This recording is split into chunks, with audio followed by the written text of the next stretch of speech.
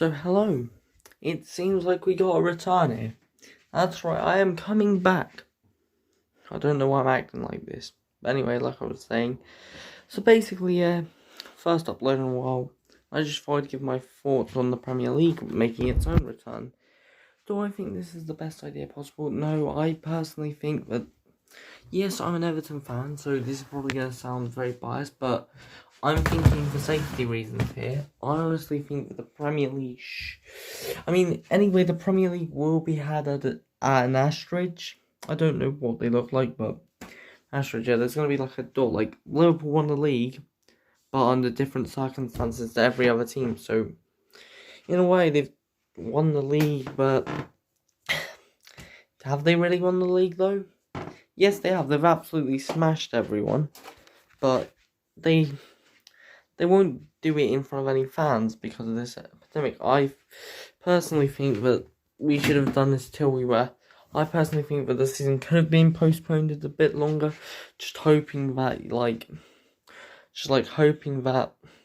in a few months' time, like, even a small amount of people could go to the game as long as they were on the other side of the pitch. You know, like, one down, like, the north end of the stadium and the other down the south side of the stadium, or east and west. You know, so just like separated massively, yeah, but like, and spread out across those stands. You know, so it's safe.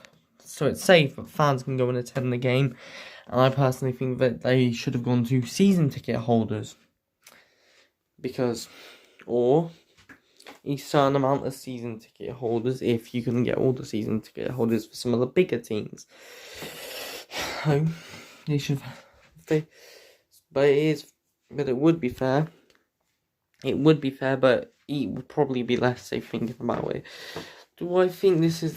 I think for safe, I was one of those people for a while, like, who thought that safety, we should be focusing on the safety, yeah, and not going back to the Premier League season and just cancelling it and no one wins, but it wouldn't be fair on a team like Sheffield United or Leicester City or Liverpool. Yeah,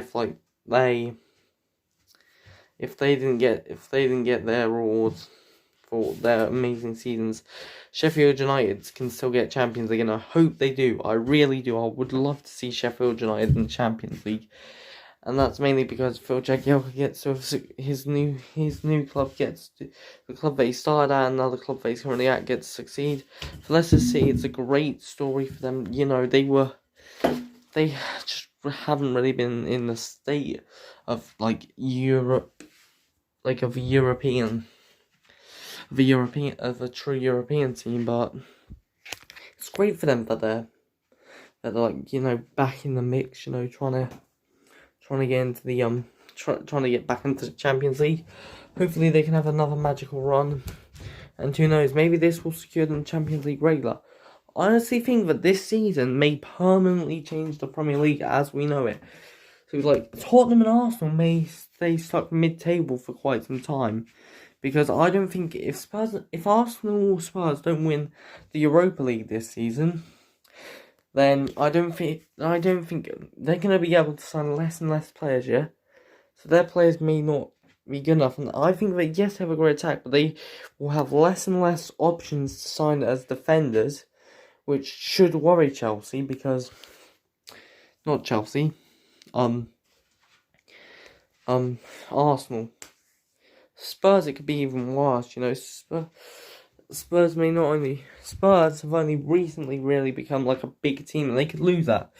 I think if they don't have European football next year, you can see Harry Kane, Dele Alli, Heung-min Son, Lloris, Alderweireld, all their big name players, yeah, going off to try and get into Europe. It's the same thing with Man City's UEFA ban, which I still don't know whether that's, if they're banned from European UEFA competitions anymore, or if that's just or if they are going to be able to compete in the Champions League next season.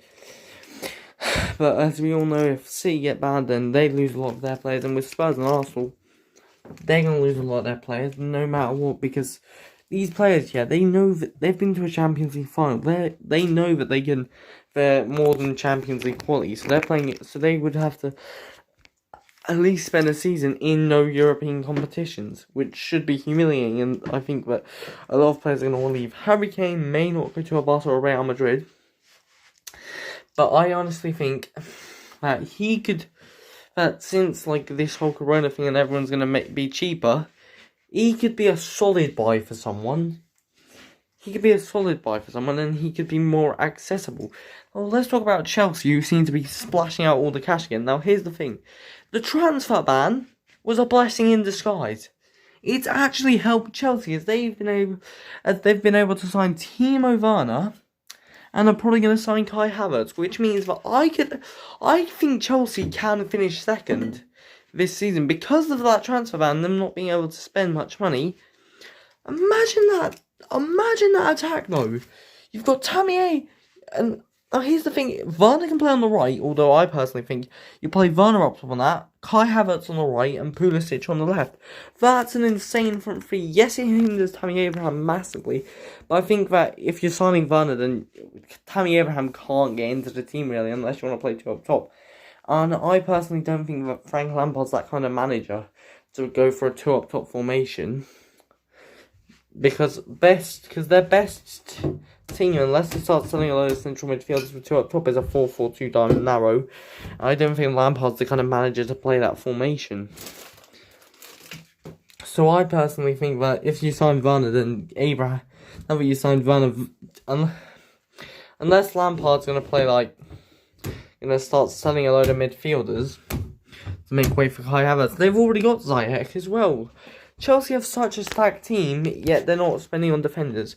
What do I think? Well, if Bournemouth go down, Ake, you have a buyback clause on, so you could sign him anyway. But you could probably get him for cheaper if they go down. Ben Chilwell, I've heard Chelsea are linked to. I say get him. You weaken Leicester there, and get top 3 best left backs in the league. Probably top 2, maybe top 1.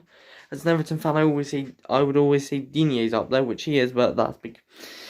But Andy Robertson is probably the best in the league. I mean, Ben Chilwell's brilliant, and so is Digne. All 3 of them are brilliant, so ultimately, yeah. It's hard to choose. It's hard to say who the best left back in the league is. Ultimately, who do I think's going to go down? Well, sorry, Norwich fans, I know a lot of them, but I think you're going down. Villa, I think you'll put up a very good fight and go down. And Watford, I just don't see you staying up. I don't see Watford staying up because it's very tight between them and shut up, Ball. Sorry, but it's tough between them and Brighton. But I see Brighton surviving again this season. Because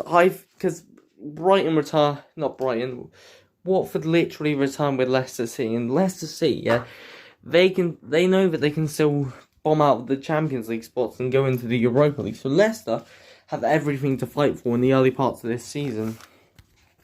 So I think they're going to be very tough as they've been delayed their place back in the Champions League by 4 months, and they're going to be even more hungry than they were to get in the Champions League.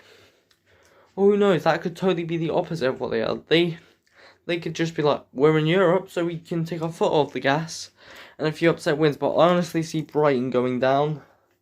Not Brighton. Why do I keep on saying Brighton? Watford going down. How are we going to talk about the top 6? Liverpool are obviously going to win league. City third. Not City third. Man City second. Leicester third. Chelsea and Sheffield United, I think you'll go right down to the wire for 4th place. But I think that Chelsea are just going to pip Sheffield as much. I'd like to see Sheffield in there. Yeah. Man U 6th. And I'm probably going to sound crazy, but I think that Everton are going to pip Arsenal to 7th place. Now, it all depends on the Merseyside derby. I think we can win it. If we do, we have a very good chance of finishing 7th. If not, it's going to go to Arsenal, and this whole thing could be rendered irrelevant unless Norwich win the FA Cup. So this whole thing of me saying Arsenal could lose some of their big names and not be able to sign proper replacements for them could all be wrong if Arsenal finish 7th and Norwich don't do a madness and win the FA Cup. So, yeah. I do personally believe, I'm hoping that Norwich win the FA Cup, I'm hoping that if Arsenal finish 7th, then Norwich win the FA Cup. If not, I'm hoping they don't win the FA Cup and someone like Manchester United or someone wins the FA Cup, because then Everton get into Europe. But if Arsenal end up finishing in 7th, I really hope Norwich win it. It all depends on circumstances. If Norwich stay up, I will be very surprised, but happy for them, to be honest, because I think that they deserve to be in the Prem. I think that they have a strong enough squad. If they sign some improvements, I do honestly think that Pukki is. It's time to get rid of him. You could, because of the way he played, because of how good he was in the Prem. Yeah, I don't know if you'd want to, but you should cash in and get and maybe get a striker who's younger but just as good.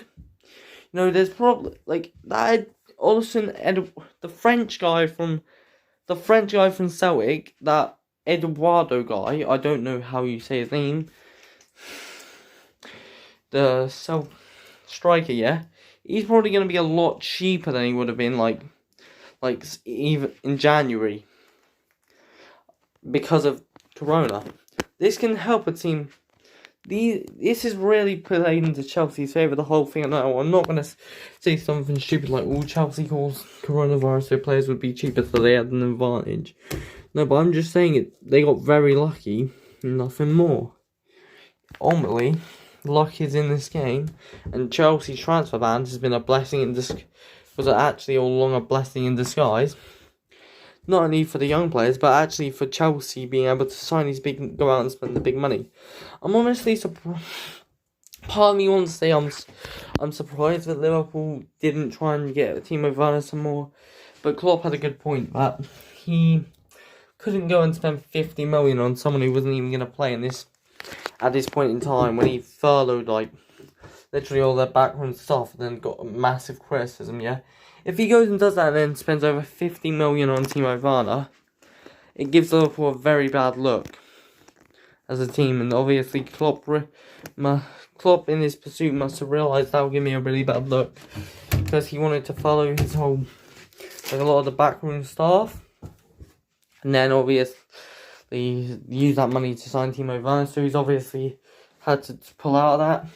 And he's come up with the excuse £50 million for a backup player that may not necessarily improve the first team. And I don't think that Werner plays the way that Klopp likes his strikers. Firmino is more like an attacking midfielder, and Salah and Mane are more like the strikers to me. So, there's no way Werner's getting past Salah, Firmino, Salah or Mane. If Firmino was more of a striker than than a centre forward / attacking midfielder, then I would say Werner gets every day in the week, because I honestly think that Timo Werner is a better finisher and striker, out and out goal scoring player than Firmino, and the stats do prove it. You look at their stats. I'm not going to go digging up their stats at this time, no. But I know that Timo Werner's got a lot more goals, and I think that Timo Werner will do a lot better. But anyway, anything you'd like to see me do, I'm probably gonna do restart a weekly Premier League review type of thing. Plus maybe record some Football Manager. I'm thinking of starting up a AC Milan Manager FM save for the 03-04 season. So I'm gonna have the likes of Pirlo on that. I don't know anyone else from that. Inzaghi and another world class players like that. I don't know the AC Milan team from the 03-04 season. But yeah, leave in the comments if there's any specific content you want to see. So yeah, goodbye, see you later, and have a fantastic day. Also, if you want to leave the top 6, leave your predictions for who's going down and who's going to qualify for Europe and who's going to win the FA Cup in the comments. Bye, see you later everyone.